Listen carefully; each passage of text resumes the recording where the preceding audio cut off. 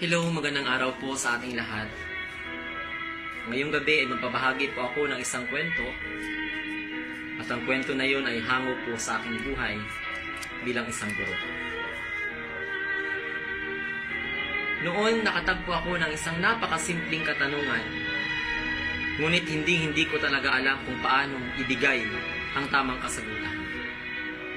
Marahil ako ay walang muwang at hindi pa talaga bumukas ang aking isipan sa mga bagay na napakalalim ang mga kahulugan. Simulan ko ang kwento noon. Naalala ko kapag tinatanong ako kung ano ang gusto ko maging balang araw. Hindi sumagi sa isipan ko ang sumagot agad na gusto ko maging isang guro. Kasi naman sa totoo lang, wala talaga akong ideya kung sino sila. Wala akong ideya kung ano sila.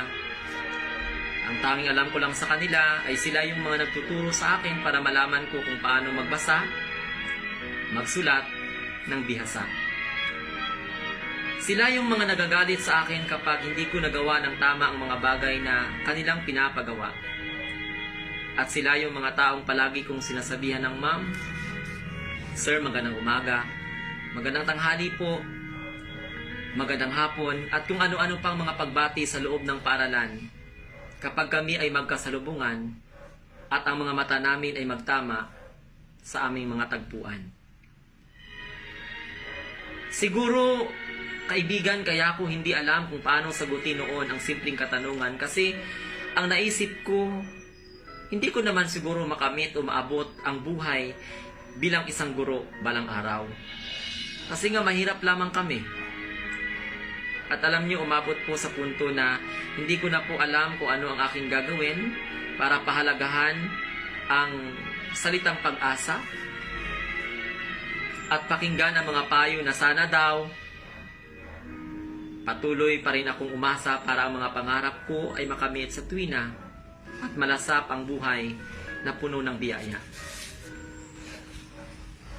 Hanggang kaibigan sa paglipas ng panahon, nang hindi ko inaasahan ang tanging sagot pala sa isang napakasimpleng katanungan sa akin noon, ayon pa pala ang buhay ko sa kasalukuyang panahon.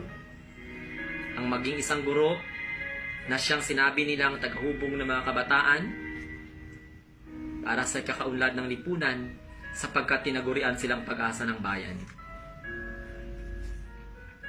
Ngunit sa panahong nagdaan sa buhay ko bilang isang guro sa lipunan, na minsan na ring tinaguri ang bayani ng bayan, pero hindi nakaligtas sa mapanghusgang lipunan. Lalo na kung ang pakikitungo mo sa mga estudyante ay masama na sa kanilang paningin at karamdaman. Napagtanto ko pala, kaibigan, na hindi pala madali ang aking mga pinagdaanan sa isang propesyon na hindi ko naman pinili, na hindi ko naman inaasahan. Sapagkat lahat ng mga mata nakatutok sa akin kung gaano kamali, kung gaano katama ang aking mga gagawin. Sa totoo lang, hanggang ngayon, nagtatanong ako kung ano ba talaga ang halaga ko bilang isang guro sa paaralan o sa lipunan. Ano ba talaga ang mga misyon ko na dapat gampanan? Ano ba talaga ako sa aking mga mag-aaral? Kasi ang iba sa kanila, hindi ko naman talaga hiningi, sa totoo lang. Tinuring nila akong isang pamilya at kaibigan at pinaramdam nila sa akin ang alaga, pagpapahalaga at pagmamahal. May iba naman na sa totoo lang, turing nila sa akin sa paaralan ay wala lang. Isang kaaway na kinasusuklaman kasi naisip nila na isa ako sa dahilan kung bakit sa pag-aaral at sa kanilang mga leksyon sila ay nahihirapan. Alam niyo ba na sa pagiging guro ko, marami na ring mga estudyante ang aking naturuan. Andyan yung iba't ibang klaseng mag-aaral na aking nakasalamuha sa paaralan. May mga estudyante na palaban, maabot lamang ang mga pangarap na nais nila makamtan.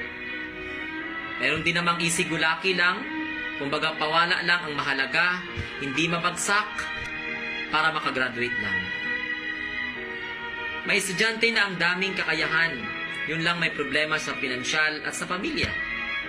May mayayaman nga, ngunit ang pag-aaral hindi naman pinapahalagahan. May mga estudyante na kilala ka lang nila kapag may kailangan. Nandan din yung bigla lang sila iiyak sa iyong harapan kasi sa sobrang sakit na kanilang nararamdaman at sa tingin nila, makakabawas ka o makakabawas ako ng sakit na kanilang nararanasan. Nakatagpo rin ako ng mga estudyante na kahit papaano ako ay pinasalamatan sa mga tulong ko daw sa kanila sa mga panahon na magkasama kami sa paaralan kasi ako daw ang kanilang takbuhan.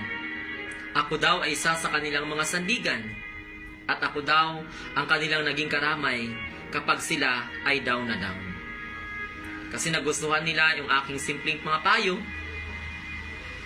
kasi sabi nila malaking bagay daw yun para maabot nila ang tagumpay sa buhay.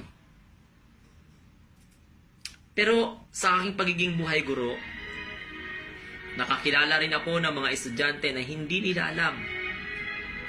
Bago ako matulog sa gabi, iniisip ko muna kung paano sila. Nakagawa na ba sila ng assignment? Ligtas ba sila? Maayos ba ang kanilang kalagayan? Napadalhan na ba sila ng allowance? Kumain na ba sila sa tamang oras kasi ang ilan sa kanila nag-board lang at malayo sa pamilya? Katulad ko rin noon sa mga panahong ako ay nag-aaral pa. Nakatagpo rin ako ng mga estudyante na sobrang malapit sa akin na para bang naging dahilan na pag hindi ko sila kasama, buhay ko bilang guro ay malungkot na. Nasanay kasi ako na dahil sa kanila, hindi ko naisip na ako ay nag-iisa. Sila yung mga estudyante na kung pwede lang, lahat ng problema nila masolve ko para hindi na sila maghirap pa. Nakatagpo rin ako ng mga mag-aaral na ako ay binabaliwala sa lahat ng pagganap ko sa tungkulin ko bilang kanilang guro. Sa mga kaunting nagawa ko sa kanila na kabutihan sa loob at labas ng paaralan, ni hindi man lang nila na-appreciate at napasalamatan, pero sa totoo lang okay lang yon. O aminin ko ako ay nagdamdam, ako ay nasaktan, pero naisip ko may kanya-kanya silang dahilan. Kaya tanging ginagawa ko lamang ay ang intindihin sila lalo kasi ang alam ko yun lang ang tamang paraan para maparamdam ko sa kanila kung gaano ko sila kamahal. Kahit minsan at sa maraming pagkakataon sarili ko ay akin ang pinagsisiksikan at ang masakit na papabayaan. Sadyang ang masasabi ko na napakakulay sa aking buhay bilang guro. Anumang klaseng estudyante ang dumaan sa aking buhay, lubos akong nagpapasalamat sapagkat dahil sa inyo, napagtanto ko ang tunay na kahulugan ng salitang guro at ng aking pagiging guro, na noon hindi ko alam kasi puro lang ako akala. Mga mahal kong estudyante, graduate na kayo, nalagpasan nyo na ang isang bahagi ng iyong pagkamit sa tagumpay. Huwag susuko, anumang hamon na inyong kakaharapin, nawa ay isipin ninyo na may isang Sir Glenn na tinuring kayong pamilya, kaibigan at kayamanan na hindi mananakaw dito sa aking puso at isipan. Palagi ninyong tandaan, sa bawat panahon na dadaan sa buhay ninyo, sa inyong pagluha, pagngiti, lungkot o saya, sa abot ng aking makakaya, hanggat ako ay may hininga, dadamayan ko kayo.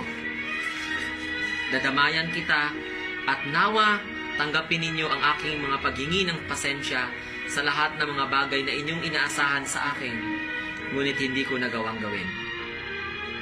Salamat sa samahan. Salamat sa tampuhan. Salamat sa alitan. Salamat sa pakikinig ng aking kwento. Salamat sa pag-share ng inyong buhay. Salamat sa pagkakaibigan. Salamat sa memories. Salamat sa pagtanggap. Maraming salamat sa paghusga. Maraming salamat sa pagbabaliwala. Salamat sa pagmamahal. Salamat sa pagdamay. Salamat sa paglimot. Salamat sa respeto. Salamat sa oras. Salamat sa salitang salamat, mga mahal kong estudyante. Mag-ingat po kayo at mahal na mahal ko kayo mula sa kaibuturan ng aking puso.